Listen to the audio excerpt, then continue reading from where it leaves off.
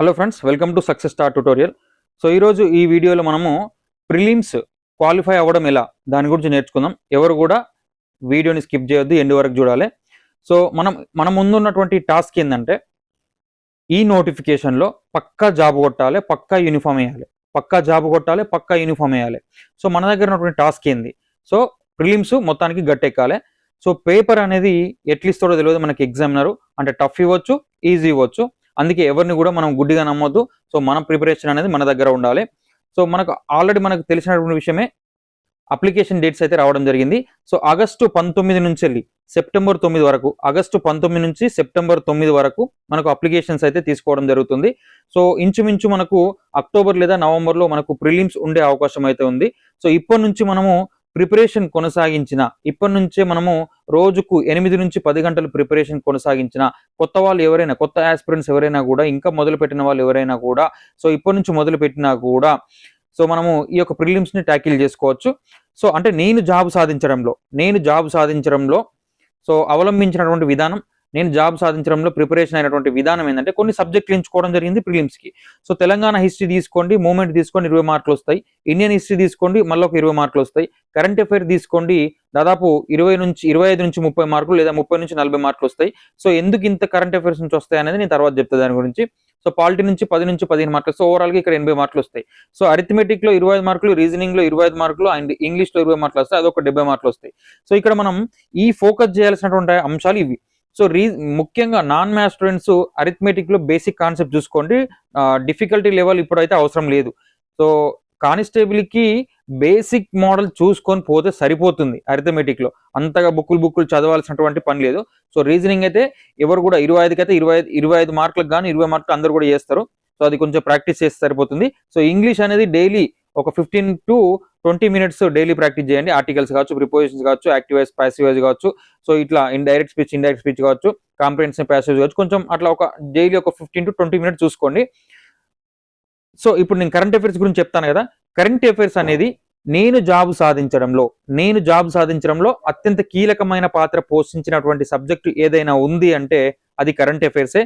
So అంటే మనకు దాదాపుగా 40 నుంచి 50 మార్కులు అయితే దీని నుంచి రావడం జరుగుతుంది. అంటే ప్రత్యక్షంగా, పరోక్షంగా మనకు 40 నుంచి 50 మార్కులు రావడం జరుగుతుంది.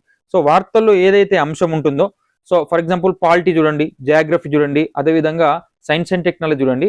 సో వీటి చుట్టూ క్వశ్చన్స్ అయితే అడగడం జరుగుతుంది. అంటే కరెంట్ అఫైర్స్, జాతీయ అంశాలు, అంతర్జాతీయ అంశాలు, వార్తల్లో వ్యక్తులు, ఇవన్నిటితో క్రీడలు, బహుమతులు, ఇవన్నీ కూడా అవార్డ్స్, ఇవన్నీ ఇవ్వడం జరుగుతుంది. కానీ ఈ సబ్జెక్టు లింక్ అయితే ఏవైతే ఉన్నాయో వాటిని స్టాటిక్ జీకే కింద అడగడం జరుగుతుంది. అది మనకు తెలియకుండానే క్వశ్చన్స్ రావడం జరుగుతుంది. అంటే మీరు కరెంట్ అఫైర్స్ పైన ఫోకస్ చేసినట్లయితే 40 నుంచి 50 మార్కులు అయితే ఈజీగా ట్యాకిల్ చేసుకోవచ్చు. సో నెక్స్ట్ మీరు చదివే విధానం ఎట్లుండాలంటే, సో మీరు షార్ట్ నోట్స్ అనేది ప్రిపేర్ చేసుకోవాలి. షార్ట్ నోట్స్ అనేది ప్రిపేర్ చేసుకుంటూ లాజిక్తో చదువుకుంటూ పోతే ప్రిలిమ్స్ అనేది పెద్ద సమస్యే కాదు. సో నెక్స్ట్ నెగ్లెక్ట్ చేయొద్దు. సో ప్రిలిమ్సే కదా, తర్వాత కొంచెం చదివినా వస్తుందని అస్సలు నెగ్లెక్ట్ చేయొద్దు. ఎగ్జామినర్ పేపర్ ఎట్లా ఇస్తారో కూడా ఎవరికి తెలియదు. సో ఒకవేళ టఫ్ సిచ్యువేషన్లో ఇచ్చిందనుకోండి, సో మనము మళ్ళీ బాధపడాల్సి వస్తుంది. సో ఇక్కడ మనకు నెగిటివ్ మార్క్స్ ఉన్నాయి. నెగిటివ్ మార్క్స్ లేదంటే ఏమనుకోవచ్చు, అందులో 1/5 నెగిటివ్ మార్క్స్ ఉన్నాయి. అండ్ మనకు చూసుకున్నట్లయితే ఎస్సీ అండ్ ఎస్టీ అభ్యర్థులకు 40 మార్కులు రావాలి, బీసీ అభ్యర్థులకు 50 మార్కులు రావాలి, ఓసీ అభ్యర్థులకు 60 మార్కులు వస్తేనే మీరు ప్రిలిమ్స్ గట్టెక్కించినట్టు. తర్వాత మీరు ఈవెంట్స్కి అయితే పోవడానికి అవకాశం ఉంటుంది. సో నెక్స్ట్ గ్రౌండ్ ఇప్పుడు చేయాలన్నా, మరి ప్రిలిమ్స్ క్వాలిఫై అయిన తర్వాత చేయాలంటే, సో ఇక్కడ మీకు చిన్న సజెషన్ చేసేది ఏంటంటే, నేను జాబ్ సాధించక ముందు, అంటే నేను నోటిఫికేషన్ వచ్చినటువంటి సమయంలో నేను ఎట్లాంటి పద్ధతిని అవలంబించిన అంటే, సో ఒక హాఫ్ అన్ అవర్ గ్రౌండ్కి వెళ్ళేవాడిని. హాఫ్ అన్ అవర్ గ్రౌండ్కి వెళ్ళి ఆ హాఫ్ అన్ అవర్లో జస్ట్ వార్మప్, ఎక్సర్సైజ్ చేసేసుకొని, సో జస్ట్ కొంచెం జాగ్ చేసుకొని మళ్ళీ ఇంటికి వచ్చేవాడిని. సో దానికంటే ముందు బిఫోర్ 4:30కి, అంటే 4:30కి లేవగానే 4:30 నుంచి 5:30 మధ్య నువ్వు ఏదైతే నిన్న చదువుకున్నావు ఒక సబ్జెక్ట్, దాన్ని రివిజన్ చేసుకొని, సో మంచిగా బాటిల్ తీసుకెళ్ళి గ్రౌండ్కు జాగ్ చేసుకొని, so half an hour body warmup చేసుకొని మళ్ళీ రిటర్న్ వచ్చేసి మళ్ళీ ఫ్రెష్ అప్ అయ్యి మళ్ళీ చదవడం మొదలు పెడతావు. సో ఇది ప్రిలిమ్స్ క్వాలిఫై అవ్వడం అనేది ఇలా. అయితే మేము ఒక ప్లాన్ చేస్తున్నాం. సో అది మెంటార్షిప్ అని అనుకుంటున్నాం. సో ఒక ఇద్దరం ఉన్నాం, నేను, హరీష్ అని ఒక వ్యక్తి ఉన్నాడు. సో మనము ఒక ప్లాన్ చేస్తున్నాం. అది మీ ముందుకి త్వరలో తీసుకొస్తాం. సో ఏదైతే ఫర్ ఎగ్జాంపుల్ నేను చెప్పేది ఏంటంటే, ఒకసారి ఈ నోటిఫికేషన్లో జాబ్ మిస్ అయితే కొన్ని సంవత్సరాలు అయితే వెయిట్ చేయాల్సి వస్తుంది. సో ఈసారి మీరు జాబ్ కొడుతున్నారు, ఖచ్చితంగా యూనిఫామ్ వేస్తున్నారు. ఏదో ఒకటండి ఖచ్చితంగా ఇప్పుడున్నటువంటి సిచ్యువేషన్‌ల మార్కెట్‌లో అయితే సిచ్యువేషన్ బాగాలేదు. ఖచ్చితంగా ఒక జాబ్ అయితే కొడతారు. సో, టెస్ట్ సిరీస్ అనేది ఎక్కడ తీసుకున్నా గూడా, టెస్ట్ సిరీస్ అనేది ఎక్కడ తీసుకున్నా, దానికి సంబంధించి పూర్తి ఎక్స్‌ప్లనేషన్ ఉండాలి. డీటెయిల్ ఎక్స్‌ప్లనేషన్ ఉంటేనే తీసుకోండి. సో, ఫస్ట్ దానికంటే ముందు మీరు ఒక టెస్ట్ సిరీస్‌ని ఫ్రీగా రాయండి. దానికి సంబంధించి ఏదైనా ఆహ్, ఎక్స్‌ప్లనేషన్ ఉంటేనే, అది మీకు గూడా అర్థమయ్యే విధంలో ఉంటేనే తీసుకోండి. సో, ఆ టెస్ట్ సిరీస్‌లో మీరు తీసుకున్నటువంటి ఎక్స్‌ప్లనేషన్ మొత్తం గూడా ఏం జేయాలంటే, ఆ క్వెషన్‌తో పాటు ఆ సబ్జెక్ట్ మొత్తం కవర్ జేయాలి. ఆ టెస్ట్ సిరీస్‌లో ఉన్నటువంటి ప్రశ్నలు, ఆ ఎక్స్‌ప్లనేషన్ తోటి ఫర్ ఎగ్జాంపుల్ గవర్నర్ వ్యవస్థ తీసుకున్నారు.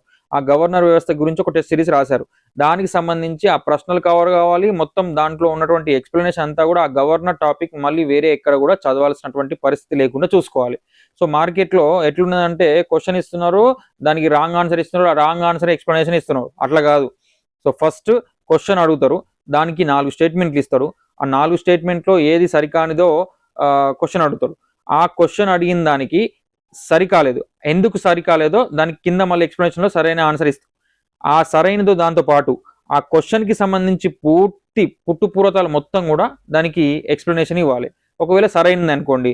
ఒకవేళ కొ స్టేట్మెంట్‌లో సరైనది ఆన్సర్ ఉన్నదనుకోండి. ఆ సరైనదైతే ఎందుకు సరైనది? దానికి సంబంధించినటువంటి దాని సరౌండింగ్ ఉన్నటువంటి పుట్టుపూర్వతాలన్నీ గూడా ఎక్స్‌ప్లనేషన్‌లో ఇచ్చినప్పుడే మీకు సబ్జెక్ట్ మొత్తం పూర్తిగా కవర్ అవుతుంది. సో, ఈ తొందరలో మీ ముందుకు తీసుకురావడం జరుగుతుందది.